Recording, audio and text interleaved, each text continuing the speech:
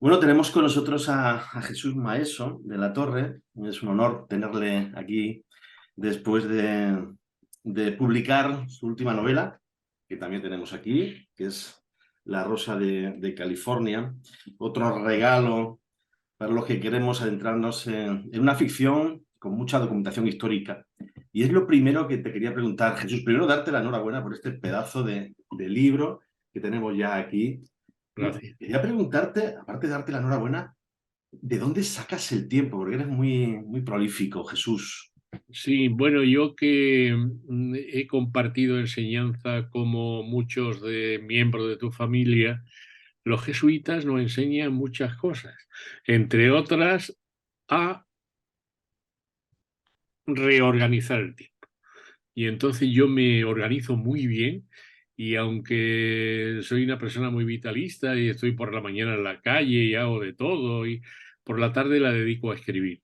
Y Mm, claro, 4 horas al día escribiendo al final cunde mucho, nada, cunde bastante. nada de Y sí. luego lo de la parábola de los denarios, ¿no? El hacedor supremo reparte los denarios a cada uno, ¿no? Y yo desde pequeño me gustaba mucho escribir. Y como decimos en nuestra natal Úbeda, a mí me cunde. O Mm. sea, escribir es una cosa que no me cuesta ningún trabajo. Igual que a un carpintero no le gusta hacer, no le cuesta trabajo realizar un mueble, pues cada uno lo suyo, ¿verdad? Oye, has citado Úbeda y no me resisto a adentrarme en esto. ¿Cuánto está todavía, a pesar de los años que llevas fuera de Úbeda, aunque sé que vuelves Sí. con bastante frecuencia, cuánto está de presente Úbeda en tu escritura y en tu ser, para ser directo?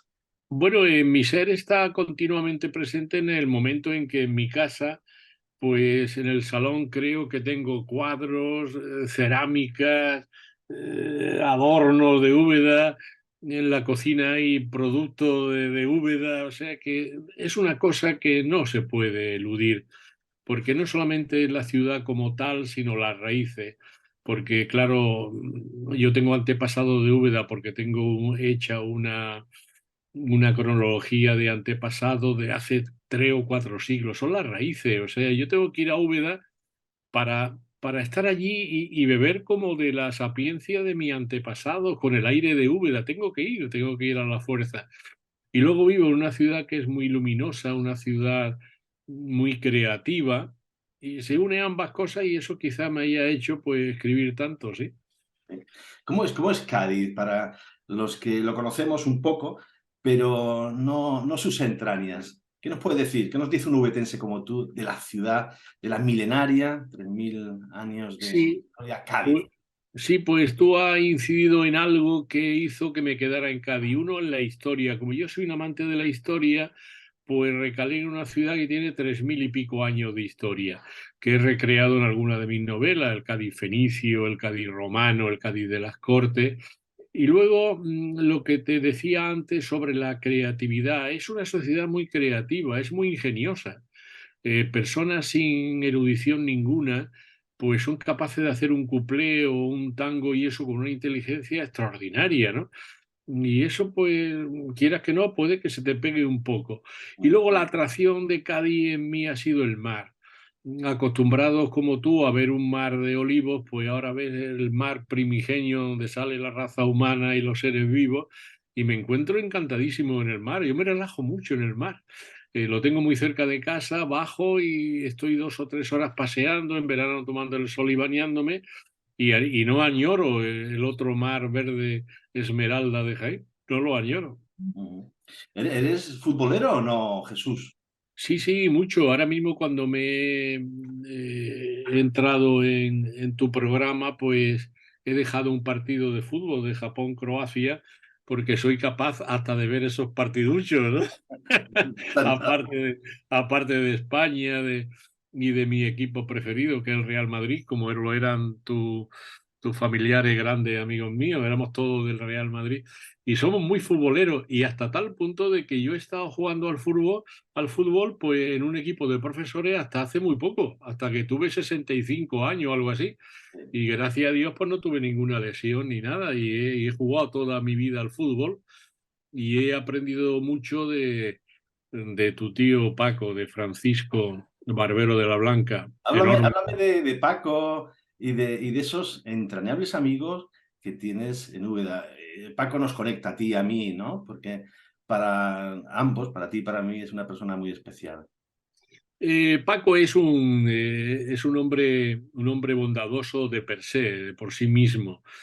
Aunque parece un hombre serio, todo lo contrario, un hombre con una gran riqueza interior.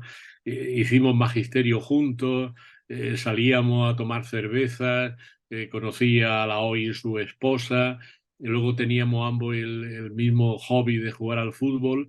Y claro, pues hice una entrañable amistad con Paco, que luego pues también pues se extralimitaba a sus hermanos y familiares y demás, y para mí la familia Barbero pues una familia muy querida de Úbeda, y te decía off the record, fuera de micrófono, que lamento cuando voy a Úbeda no ver nunca a Paco. Yo no sé, que se ha enclaustrado y no quiere ver a los mortales, pero él sabe que yo cuando lo veo me da una inmensa alegría, de verdad. Cuando veo a Paco, una enorme alegría, porque representa mi juventud, mi casi infancia y aquellos años, pues, tan maravillosos que pasamos en la SAFA de Úbeda, que nos formó como seres humanos, como profesores y como todo, ¿no?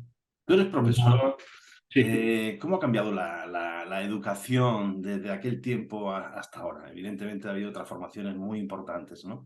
sí, ¿Qué ha cambiado. impresión tienes tú al respecto? Sí, yo la visión que tengo, yo he pasado por todos los estamentos de la enseñanza. Fui maestro, director de colegio, luego aprobé las posiciones de enseñanza media y me fui a un instituto, y actualmente doy clase en la Universidad de Cádiz en el aula de mayores.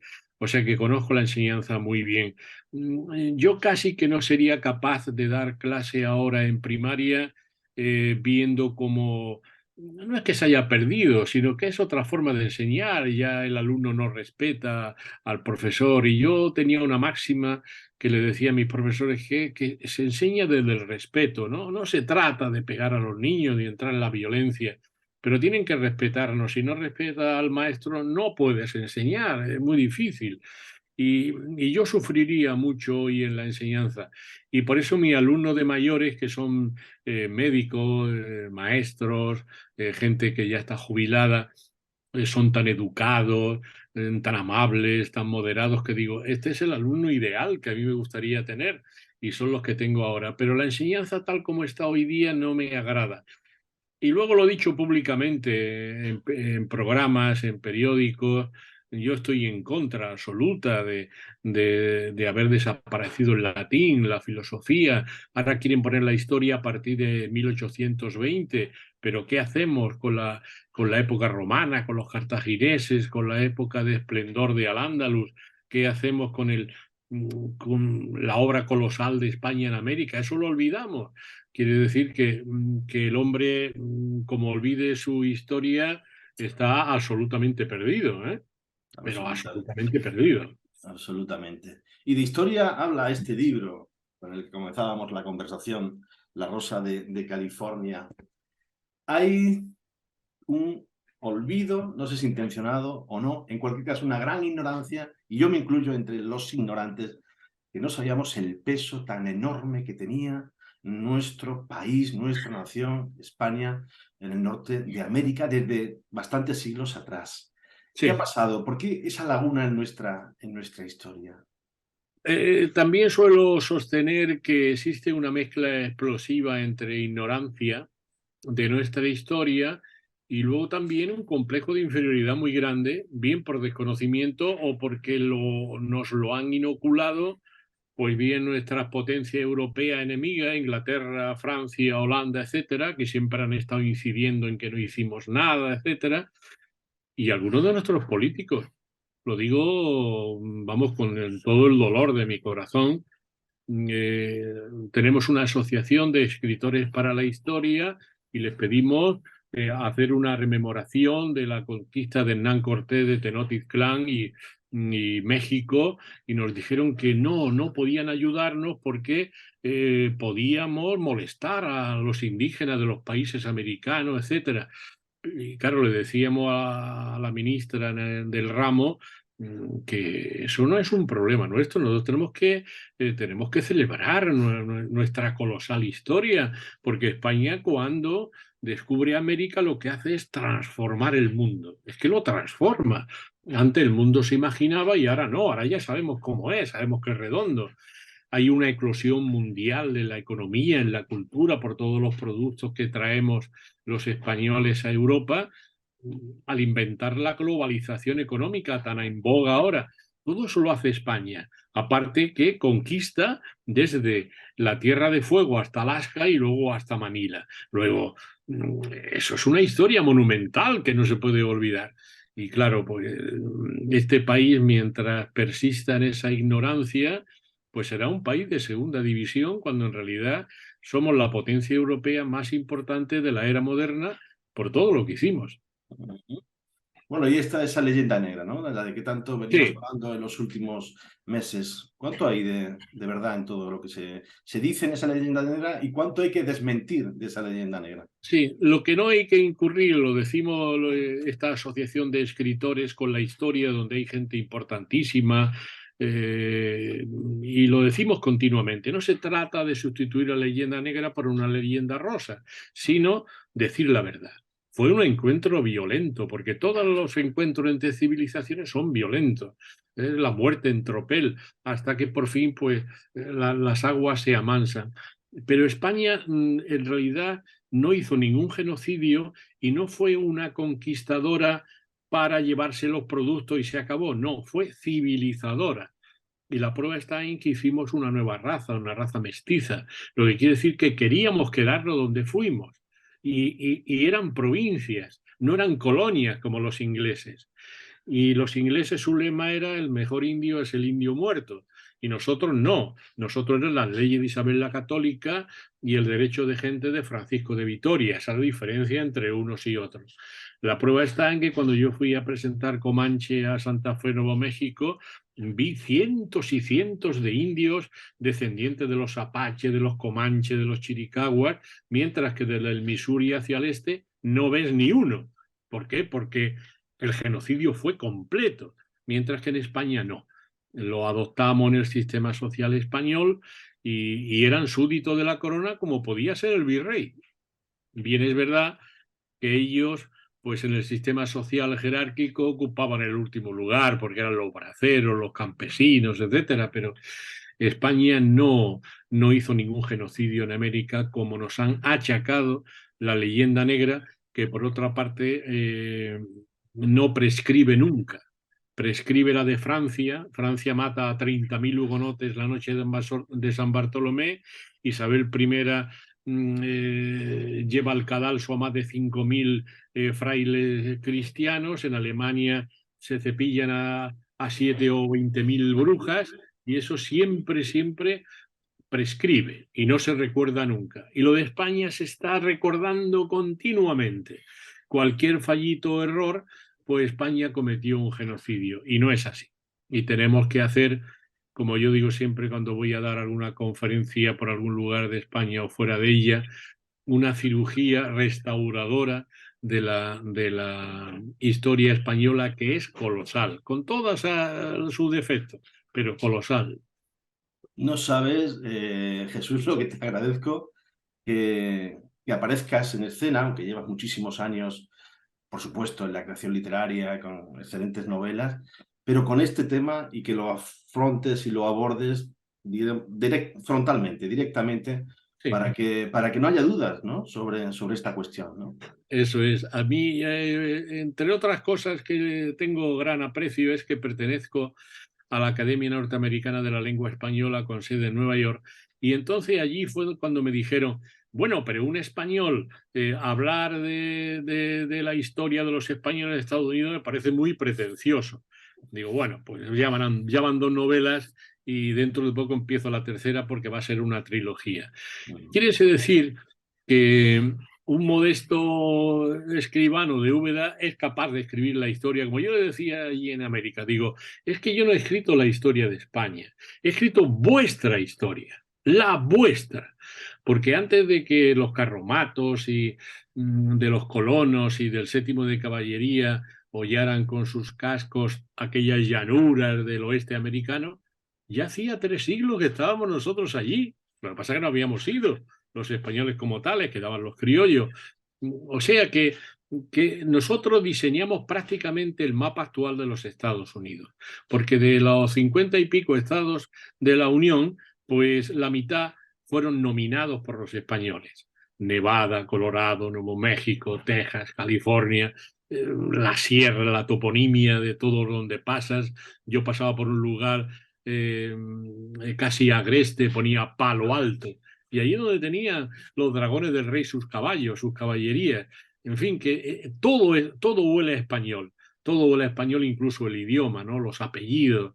O sea que hicimos una labor allí en Estados Unidos eminente, verdaderamente eminente. Y gracias a Dios, grandes autores e hispanistas americanos, Henry Kamen, Hugh Thomas, Loomis, etcétera, están por fin dándole importancia. Y ahora estoy yo leyendo un libro de una chica que se llama Carrie Gibson. Gibson. Gibson es maravilloso Carrie libro. Gibson, estupendo. Y Presentó su libro El Norte, sí. el norte, El es la que Norte, estoy la leyendo. Casa de América, sí, efectivamente. Exactamente, el norte. Y entonces dije yo, pues ya se están dando cuenta. Sin lo español es imposible mantener el edificio de la historia También norteamericana. la vamos a tener aquí en nuestro canal, Jesús, Anda, a pues, Carrie, que pues amablemente se ha prestado también. el día que esté contigo, pues le Sí, dice, mira, un paisano mío escritor que se ha atrevido a escribir cosas de por supuesto, Norteamérica, pues es un gran fan tuyo por y, supuesto. en fin, ha escrito algunos temas de por allá.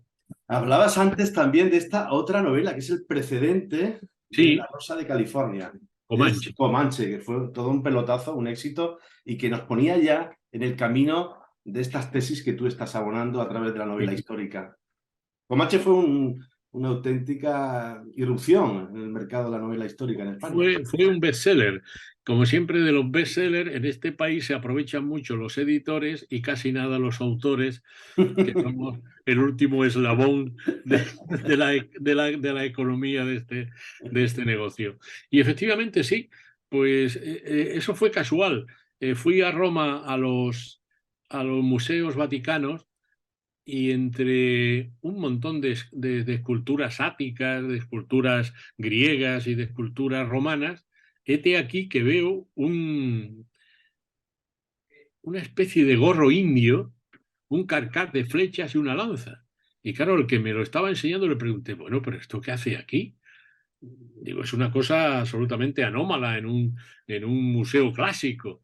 Y dice, no, esto es que se lo regaló el rey de España porque mataron a Cuerno Verde, que era un verdadero animal, un indio inhumano y terrible.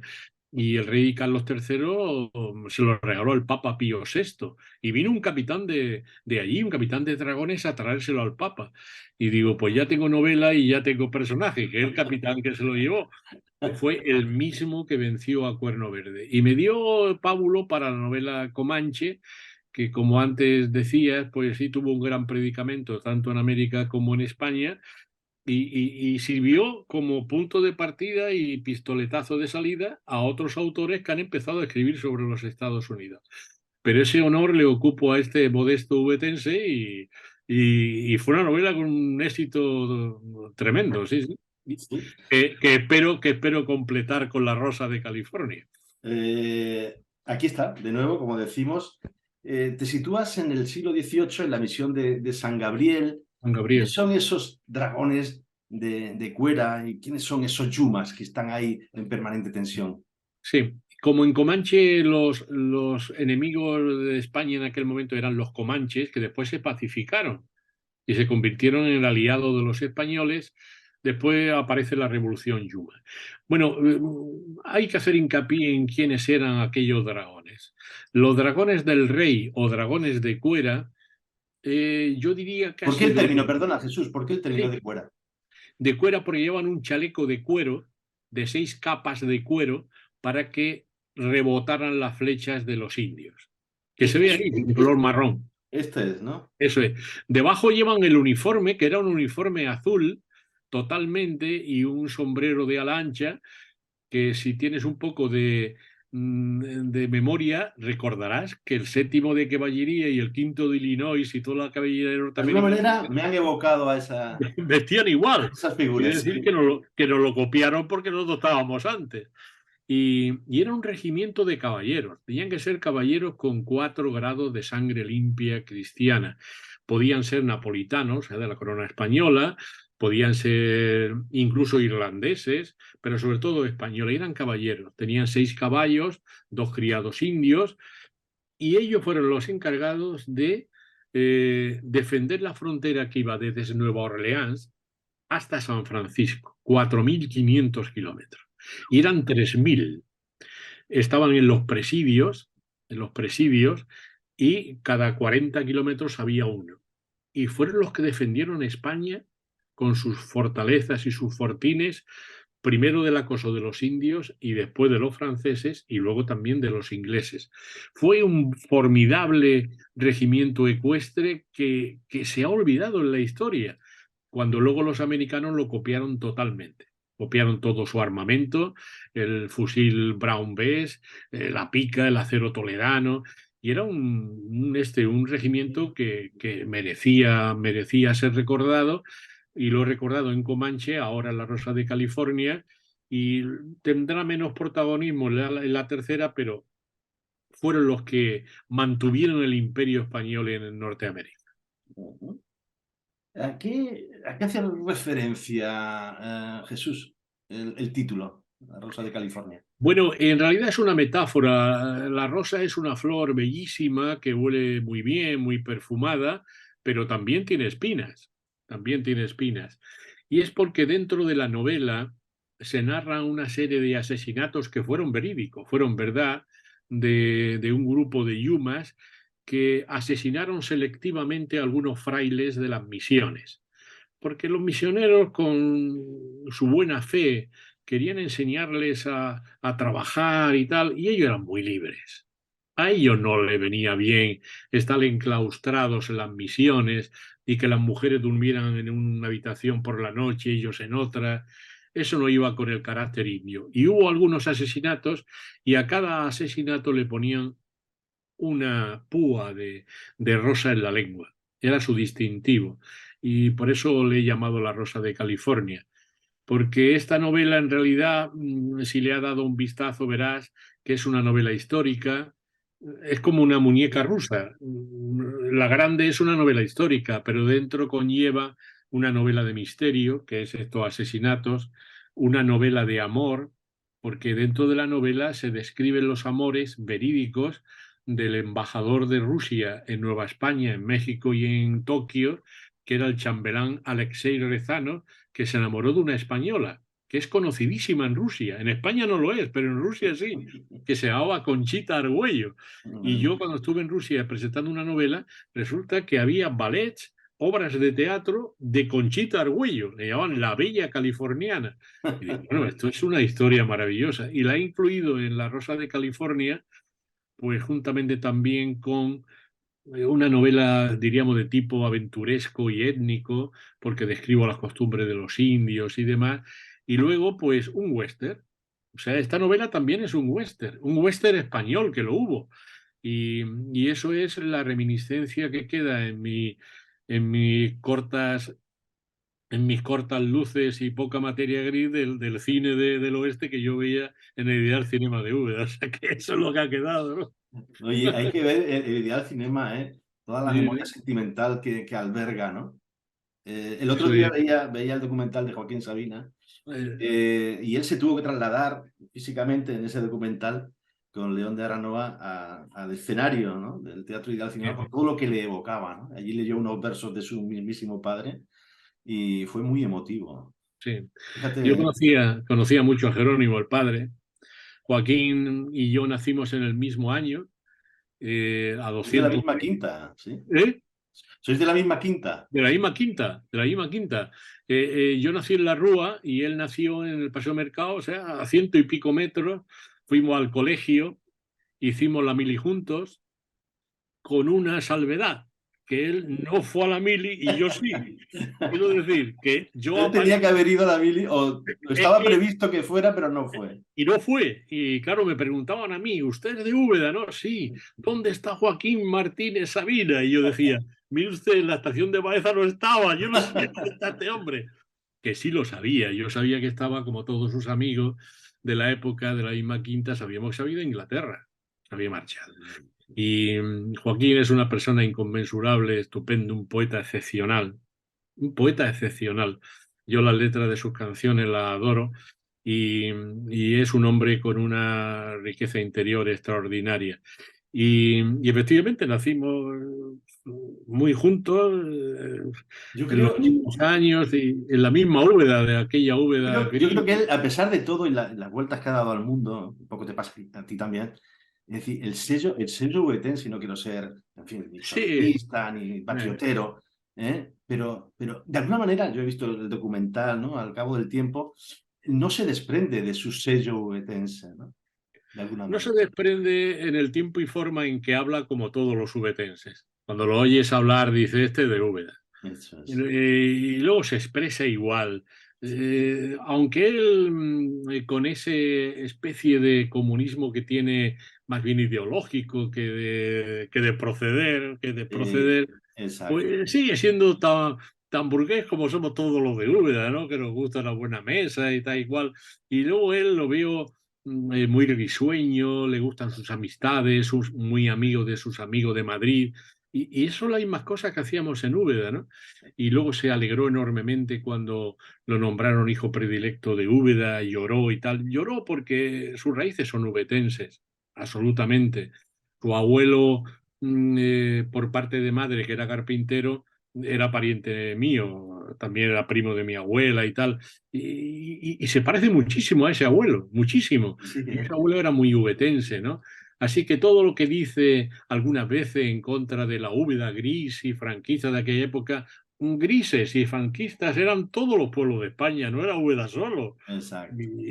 Y todos sufrimos aquella especie de opresión de la Iglesia, del Estado y tal, él y todos los pueblos de España. Porque España era era un así. momento histórico, no era una especificidad ubetense. Efectivamente, era todo. Y luego en los años 60 y pico, cuando tu tío y yo estudiábamos magisterio en Úbeda, pues llega la Revolución de París del 68, estábamos en pleno magisterio.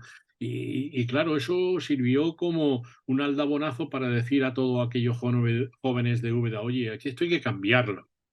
Y creo que lo hicimos. Creo que esa generación lo hicimos, francamente, ¿no? Una generación muy, muy, muy Sí, potente, Jesús. muy potente. Yo llegué al pueblo este de la Sierra de Cádiz, Algar, de donde es Fernando García, tu compañero de periodismo, Exacto. y, y cambié el pueblo. Y cuando digo cambié el pueblo, digo con orgullo, hasta el punto de que me han puesto una calle, no por la cuestión de la ¿Pero escritura, qué me dices, sino Jesús? porque cambié el pueblo yo No lo solo, ¿eh? sabía. Sí, sí, le dije al Enhorabuena. alcalde que o quitaba todos los símbolos franquistas o le armaba una revolución en el pueblo. O sea, que yo llegué muy revolucionario. Yo era un maestro de 24 años, no tenía más. Y, Sí, sí, sí. y es verdad que cambié la mentalidad, lo dicen allí, las generaciones que yo tuve de alumnos, ¿no? Que cambié el pueblo. Sí. Pero no lo cambié yo, lo cambió el momento. Es que era el momento, era de cambio, ¿no? Y fuimos una generación muy valiente en aquel momento, en la cual se incluye pues tu tío Paco, se incluye nuestros amigos Pepe Rador, Paco Valdán, Joaquín Sabina, Juanjo Almagro, éramos todos de la misma generación, todos del 49, Vaya, una cosa vaya cosecha, increíble. ¿eh? Vaya Salvador cosecha. Pagán, Salvador Compán, Opa, que todos vive aquí en nacimos del Sevilla, lo 49, tenemos aquí. Sí, sí, sí. ¿sí? Y Vaya nacimos cosecha. todos en el 49, qué cosa más curiosa, oye. Y Qué además barbaridad. en un radio de 200 metros, porque Antonio Muñoz Molina nació 2 o 3 años Un poco más después, joven, ¿no? un poquitín más joven. Mm. Pues, ¿y por qué hay que leer? Y ya vamos terminando, Jesús, no te Sí, quiero extender no, mucho más. ningún problema. ¿Por qué hay que leer La Rosa de California? Bueno, yo diría lo que ha dicho Jacinto Antón en Babelia del País. Dice, hay que leerla porque es una novela que emociona, entretiene e impresiona. Me ha gustado mucho esos tres epítetos. Es verdad que emociona. Emociona porque dice, bueno, ¿cómo los españoles hicieron lo que hicieron tan pocos hombres, pero con esa cabeza, con esa idea de salvar al indio, de conquistar, de comerciar, de abrir nuevos mundos, porque en ese momento España se introduce en Alaska. Alaska perteneció a España, a la corona española. La Nueva Luego, España. exactamente, luego impresiona por la trama, ¿no? La trama es una triple trama que impresiona mucho al lector y luego pues entretiene muchísimo. Es una novela de aventuras, de amor, una novela de nuevas etnias, nuevas geografías humanas, que entretiene mucho. Y luego al final enseña, y también decía Jacinto Antó al final, dice, pues nos sentimos orgullosos de ser españoles, ¿no? Viendo como el país más poderoso de la tierra ahora mismo tiene que agradecerle mucho a España. Sin Bernardo Gálvez y su batalla en Por la Pensacola, independencia. claro, no hubieran sido independientes jamás. Que por cierto es ciudadano ilustre, creo que está en el Capitolio en Bueno, Washington. en el Capitolio siente todo español que lo visita. Vemos allí el cuadro inmenso de Bernardo de Gálvez que pone abajo, padre de la patria, ¿no? Y Uf, claro, eso es maravilloso. tremendo, ¿eh? Así fue, así fue. Jesús, aquí la tenemos ya preparadísima para Muy meterle bien, mano. Yo ya he iniciado y me está encantando. eso espero. Y bueno, te agradezco mucho este momento. Le Un pasaré la placer. entrevista, por supuesto, a Paco, que sabes que te Muy quiero bien, muchísimo, y a toda esa generación de ubetenses, y muy que te tienen bien. muy presente, aunque estés un poquito lejos ahora en Cádiz. Pero claro, Sí, pero Cádiz es eterna. voy mucho y aunque a alguna En gente tu no le... Semana Santa también vas, que lo sé. En Semana Santa siempre, ¿Eh? porque soy hermano fundador de la Santa Cena y el primer niño que salió en la Santa Cena y voy todos los años. Y me gusta mucho la Semana Santa, aun siendo, querido amigo, Honra. que soy muy Juan Ramón, que soy un agnóstico, pero la Semana Santa de Úbeda la llevo en el corazón y es una cosa que pertenece a la fibra del corazón mismo y no lo puedo remediar, Por como supuesto. los chiros y la morcilla en caldera y todo eso. Muy bien, muy bien. Jesús, que mucha suerte, un abrazo enorme y que Un espero que nos placer. veamos muy pronto. Un placer, Juanra, que Un saludo ha sido una satisfacción. Cuando quieras me tiene a tu disposición. Gracias. a ti.